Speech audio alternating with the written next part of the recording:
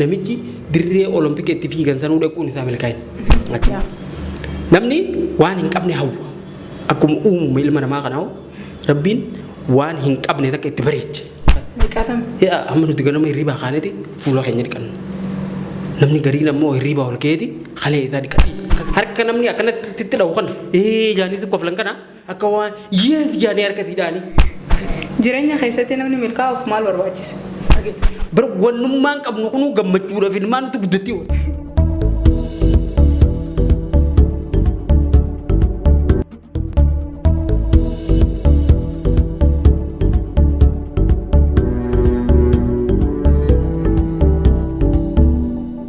Ashama harka fuune jaalatamtoota kabajamtoota hordoftoota Forex Entertainment akkam jirtan isiniin jechaa qophii podcast qabannee isiniif dhufnee jirra hanga dhuma sagantaa keenyaan waliin turaan afeeraa teenya.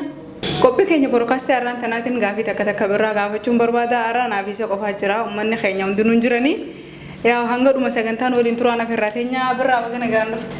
Baga nagaan nu eeyti. Kamisa? Ana mawdii dhufe. Ana dhufe. Antuunni qaalaa dhufeeti qabanaa baafatee. Kana Okay. Maal nagaafate? Gaafii muraasa akka ani sirraa waa baru akkasuma hordoftoonni keenya sirraa waa baru abdiin qaba. Okay. Gaafii takkaffaan jireenya keessatti namni milkaa'uuf maal barbaachisa? Jireenya keessatti namni milkaa'uun barbaanne hin jiru. Ilmi namaa kun hundi waan hawwuu qaba jireenya isaa keessatti. Waan argachuu hawwuu qaba. Waan barbaadus qaba. Akkasuma namni hedduun ammoo waan barbaadu hundaan illee milkaa'uu barbaadu namni waan milkaa'ina jechuun kun yeroo hedduu waan takka argachuu takkaahu waan guddaa jireenya keenya keessatti fuulduratti yaadamu tokko argachuudhaan nutti fakkaata.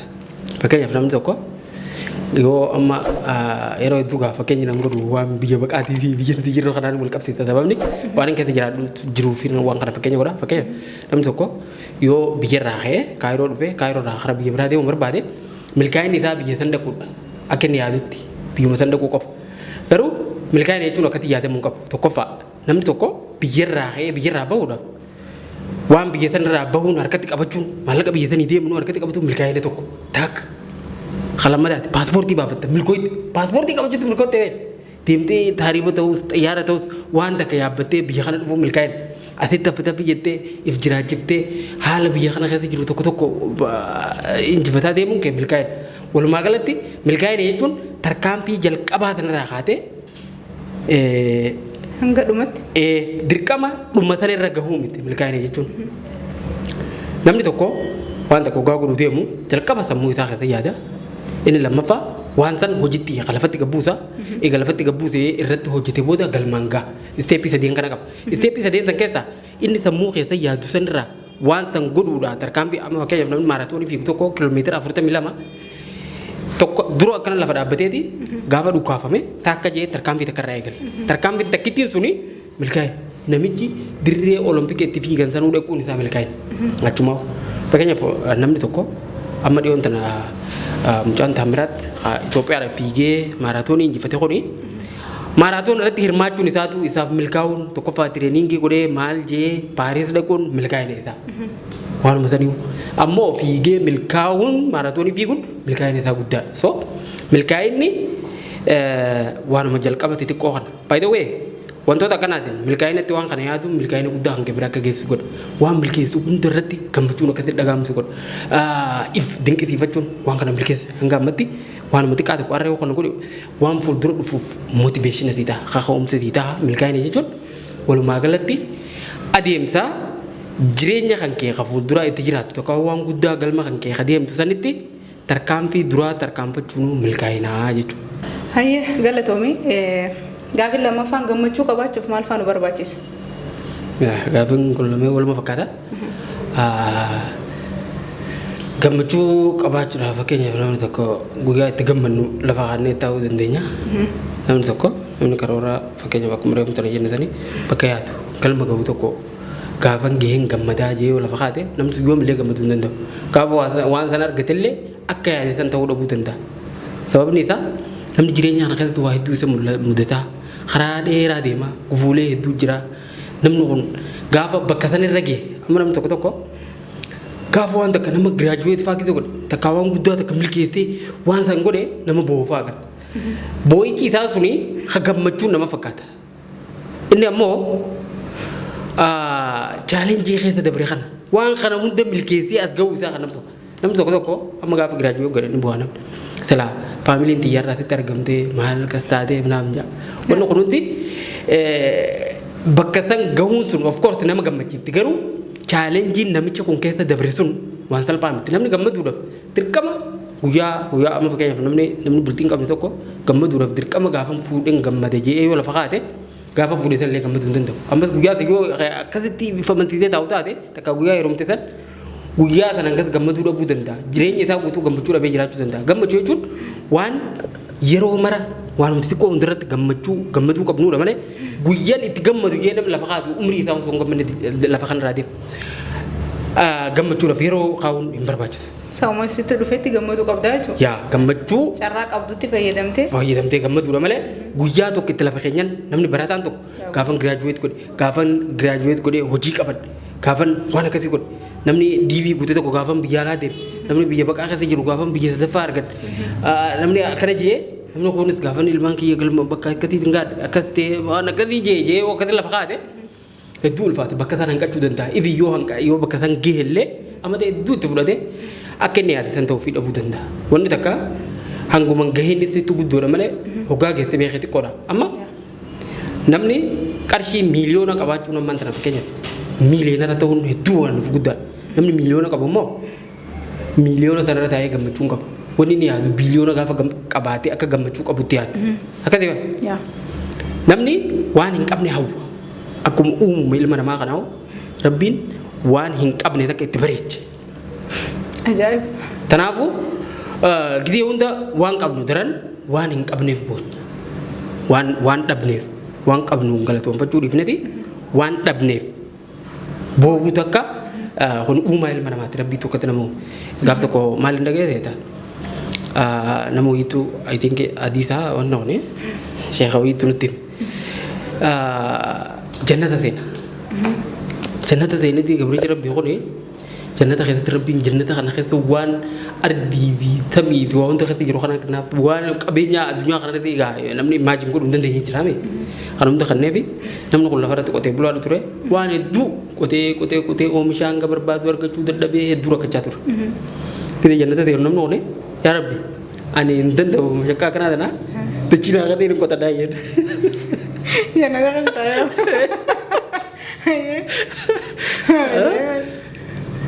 Iya gabricha kiyya ati waan ati barbaachisu hunda si kanneen jira maal bisa cita nakut tanya nan bekara kermati taye waan kana danda'u jeen hayye zifin kana dem ati ranga bakfede ko tabu jeen fudeti qote araji tan ko baga wala yiru saniti ga o misha khara gara tan waan la farata hawatu resan ol ala rabbin gada tan bodo o misha khada tukuma facata butuda tukuma wondi goda o misha midan kun bari devi midan kana o misha gede kana gara gurgudda kana ga midan ni tam tolda hayye be makam gota hayye jeni jamaso namni sadarka sanit I think namni waay amanti wanti beeta waan kana akka hadiisatti nama sheekha turutti hime hadiisni kun deeyifaaf sayyaas ta'uu danda'ago wanni asirra kaasu barbaade ilmi namaa waan hin qabne takka barbaada waan hin qabne amma fakkeenyaaf namni jireenya isaa keessatti waan babbareedduu osoo qabu ifi waan bareedinaa san hin geenye nama barbaadu jira fakkeenyaaf namni tokko amma yeroo takka maal dhagaa turre manni arabaa kun mana madam dubartii teenye tadalaytu sana dubartii Oromoo haa ta'u uummata Afrikaa haa ta'u uummata kana jaarsa madaamtu dubartii teenye barbaadaa hoggaa jaan dhageenya silaa dubartii araba moo teenyaa irra bareedda. Isaantu bareeda. Namni jaartii akkasii mana keessaa qabu akkamitti nama biraa uummata Afrikaa gurraacha fi waxa bareedina hin qabne waan irraa harkisu hin beeku. So namni kuni uumaa isatti waan bareedduu qabu tana dhiiseti waan hin qabne fokkotullee takkaa waan harkaa qabu san illee hin geenye akkuma warqiin harkaa qaban dhagaa nama fakkaatti yaansan. Egaa harka qabattee booda itti gammachiisuu dhabuu danda'a jechuu barbaade. Wanta hawwitee fi gaafa argatte itti gammachiisuu danda'a. Kanaafuu kan hunda wanni sitti himuuf bakka gaafa waan akkanaa argadheen gammada jettee wanta lafa kaa'atte gaafa wanta argatte wanta irraa olii hawwite malee gammachuun hanga gahuu dhabuu danda'a. Kanaafuu wanta nan kana argadhuun gammadu jettee guyyaa itti kaattee lafa ta'e ati gammachuun ta'e zalaalamitti nama gammachuun qabne ta'uu dandeessa. Kanaafuu namni gammaduudhaaf wanni isa barbaachisu wanta xiqqoo fakkeenyaaf gadi nagaan bultee ganama kaate alhamdulillah rabbi nagaan bulche jettee gammaduun waan salphaa miti. Fayyaa qabaachuu. Yaa amma harka kana qabaachuu maqaan wakkan laaltee namni harka hin qabne. Meeqaatam. Yaa amma nuti ganama hirribaa kaaneeti fuula keenya dhiqanna. Namni gariin ammoo hirribaa ol ka'eeti kalee isaa dhiqata. Akkasumallee buluu hin danda'u. Dhugaa. Namni gariin lafaa ol ka'eeti nuti amma miila keenya dhiqannee kophee uffannaa mi. Namni gariin gidee gabbuu deemu miila artifishaalaa bikka. Namni hedduun gidee harka kanaan wanti waan takka sosochii godha harka artifishaalaa bikka. Nama meeqattu hafuura nuti yennoo kana oksijiinaa rakkifa. Mee gammachuun silaa hararge bar wannummaan qabnu kunu gammachuudhaaf ilmaan nuti guddatteetiin maa akka goonuu dhabnaa wal. So kana yaadu namni gammaduudhaaf waanuma amma qabnu kana hoo. Harka jiru.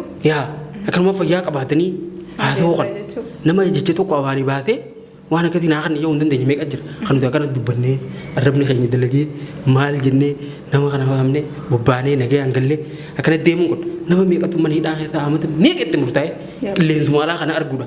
Alhamdulillah rabbi kana nan godhin meeqatu karaa gubbaa taa'ee nama kadhata.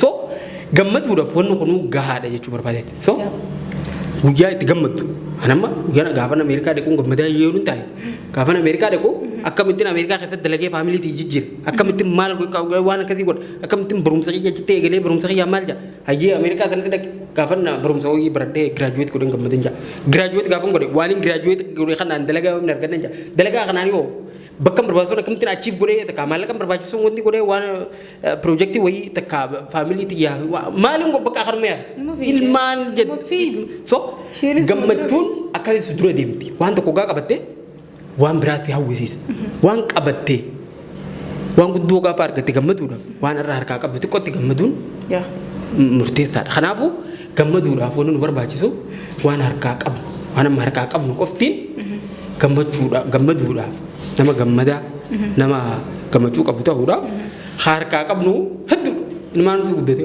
Alhamdulillah. Innaa walumaa galatti gammachuudhaaf yeroon kanneen haasaa qabdanitti fayyadaman jechuu barbaaddeeti. Hundi ganama waggaa bultee gidee gabbaateet yoo nu gamma amma fakkeenyaaf nama wiilcheraan kan kararra osoo deemtu kan dabree tokko laalte of course namichi tireeffachiisa ati ammoo waan rabbiin ta'e kan gammachuu danda'u qabda. Dhugaa. Alhamdulillah. Mana hospitaala hojii tokko ol seente ati hangam takka nama ati rabbiin fi eebbise tokko ta'u nama hangam takka carraa ajaa'iba rabbisii kan ta'u. Laaluudhaaf salphaadha. So mee gammachuudhaaf kun nuun ga'u maal godhu hanga waan akkasii argadhu hanga maal jiru jenne gammachuu keenya guyyaa itti goone achoo keenya gammaduun hin jirtu. Numa dura viidiyoo jechuun hedduu galatoomi. Ulfaadhuu gaafii macarashaa gaafii takka si gaafadheetiin sagantaa keenya xumurraa. Ofitti amantummaan akkamitti ibsama? Ofitti amanuun akkamitti ibsama? Ofitti amantummaa jechuun kuni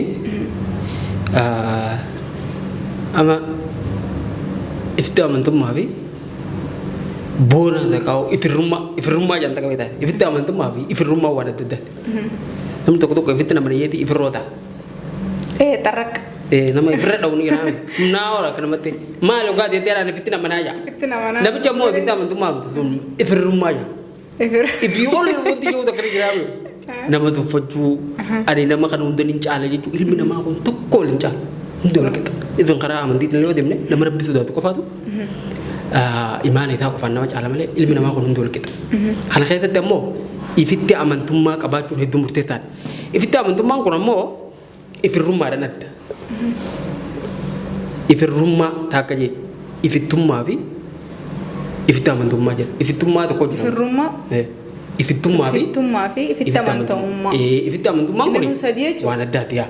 Ifirrummaan tuni nama kan hunda ni caala jettee nama kan tuffattee nama sii gadi kan hunda irra wanti jettee namni kun akka isatti talaa'eef ta'uu isaati. Garuu hisaabaa beetii akka malatti ifirra dha'u jira. Gariin ammoo ifittummaadha.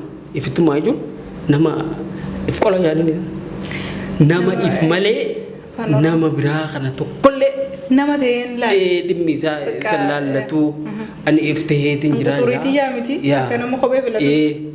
maal minja social media kana soo garte bakka nama kana review goda ya lafatti soo garte beekamtii qabu fayyadamee waan ta'an ya nama akkasii tantu jira amma ifitti amantummaan kuni ifitti amantummaa jechuun namni tokko eenyummaa isaaf kennamee jira ilmi namaa hundi eenyummaa mataa isaa eenyummaa nan qabu atiin qabdu namni kun hundi eenyummaa rabbiin isaa kennee jira eenyummaa isaa saniin boonu waan takka akka danda'u ifa amansiisu fakkeenyaaf namni tokko haalli ammaan tana keessatti jiru fakkeenyaaf namni tokko nama baqataa ta'uu danda'a hiyyeessa ta'uu danda'a nama sadarkaa gadiirra jiru ta'uu danda'a nama yeroodhaaf haalli inni keessa jiru suni namoota biraatiin hoggaa wal madaalsisu takkaahu namoota naannawaa isaatiin yeroo wal madaalsifamu namoota sanii gad jiraachuu danda'a ilmi namaa kunis sadarkaa qabaara fakkeenyaaf barumsanis namni qaba walirra waa beeku jira qabeenyanis qaba walirra ol jiru jira bifaan illee beekamtiidhaan illee waan adda addaatiin namni kun akkuma ilaalcha abbatti gaati wal gubbarra jira garuu nama kana gadiin jira ji'ee osoo hin tahin ani nama kana wal qixaa haalli yeroo ammoo bakka sana na fide yeroo booda waan kana injifadhaa ji'ee nama ifitti amanu jechuudha malee ani namaa oli waan akkasiitti namaa ol qabaa osoo hin tahin boru waanin yaade kana milkeessuu nin danda'a namni jiru amma fakkeenyaaf sooshaal miidiyaa kanarratti wanni agarru namni hedduun ifitti amantummaa akka dhabu nama godhuudhaaf namni yaalii wanni hin goone hin jiru. Amma namni gariin nama ifitti amanu fakkaachuudhaaf nama biraa xiqqeessuu ifitti amantummaa isaa dhabsiisuudhaaf wanni hin goone hin jiru. Nama arrabsuu jechaan nama tuquu waa'ee nama sanii haasa'u nama qaqqabuudhaaf ifitti amantummaa nama sanii gabbuusee of course namni waan namni social media irratti jawuun waan namni lafatti jawuun jijjiirtee namaatiin waan namni duubaa haasa'u waan garaagaraatiin ifitti amantummaan isaa bu'ee waan silaa godhuu qabu hedduu dhiyeessee namaan adda ba'ee wanti jawuulee ni jira.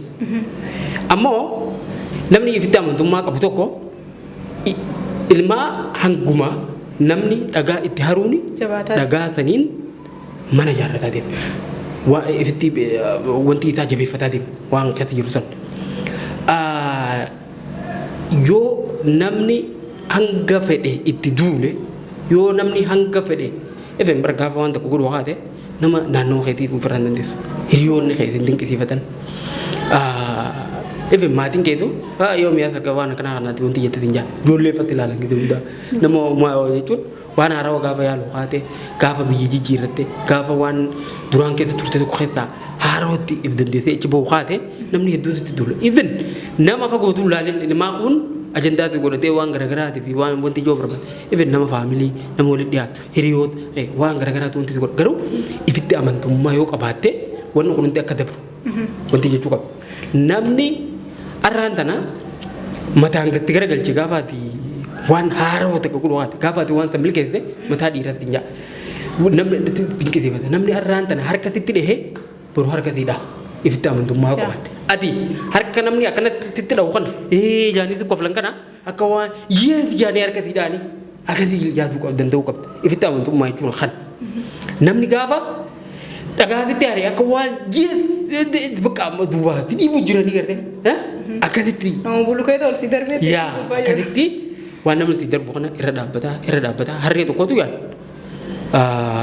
kufayyaa boollatti abbaan harree osoo jiru hara magaalaa boolla turuu baadiyyatti boollatti naqata namni midhaan moollitu citteeni harrichi dakabe harree kana ni baafni nyaaniiti warri qotee bulaan gandaa guutuun itti ol yaame haala itti hidhanii harkisanii dadhaban hoggaa dadhaban maal godhan harricha achi keessaa iyya beelee achi keessatti duura boo biyyaa itti deebifnu waan jiru murteesse warra gandaa haa yaaniiti akaafaaf deetanii biyya itti deebisuu eegalan harrichi kun yeroo namni biyya itti gad darbe itti akaafaadhaan gamanaa darbe ni urgufate kide kana je kide kana je efra kide urgufe biyya miila isaa jala buuti inni gubbarra abbaa ittuma darban akkanuma jaa gubbarra abbaa hoggaa namni boollatan itti haree gaffitu harrichi gubbarratti ol bahe egaa biyya gad darbamtu inni irraa urgufee jiru egaa gubbaa dhaabbata so waan namni sitti as darbu dhiibbaa namni garagaraan sirratti godhu yoo urgufattee gubbarra dhaabbattee ati baru uummata san gubbarraa galaa so ifitti amantummaa jechuun akkana waan deemu hunda haala jiru hunda by the way waan namni godhu qofa osoo hin taane haala uumamaa tokko jira fakkeenyaaf namni tokko sababaa dubartii ta'uu isaatiin ilaalchi namni keenya dubartiif qabu hedduu gabbu'aa ta'uu ilaalchi namni keenya hiyyummaaf qabu namni keenya hiyyummaa osoo hin taane hiyyeessa jibba hiyyeessa jibbee garaagarummaan keenya sana amma namni namni keenya hiyyeessa jibba malee hiyyummaan jibbu namichi ni hiyyoome malee waan jibbamuuf hin qabu qatilaa jibbamu qabu hiyyummaadha malee hiyyeessaa miti bakkaatti arraan tana jirtu namni tokko sosaayitii tokko akkasii yoo hiyyeessa ta'e hedduu jibbamaa dubartii yoo ta'e waan akkasii godhuu hin dandeessu bakka akkasii gahuu hin danda'amtu jaama haala arraan tana keessa jirtu kana waan masalaa uumamaan fakkeenyaaf uumamaa dubartiitu godha of course namni hundi gaafa dhalatu hiyyeessa uumamaatti hiyyeessi godhe irraa jiruun ammoo carraa fi akkasuma tattaaffii garuu haala uumamni si godhe kana hunda gurgufattee akkatti bira dabruu danda'uu qabda akkasuma wantoota gufuu sittaan hunda gubbarraa nu taaltee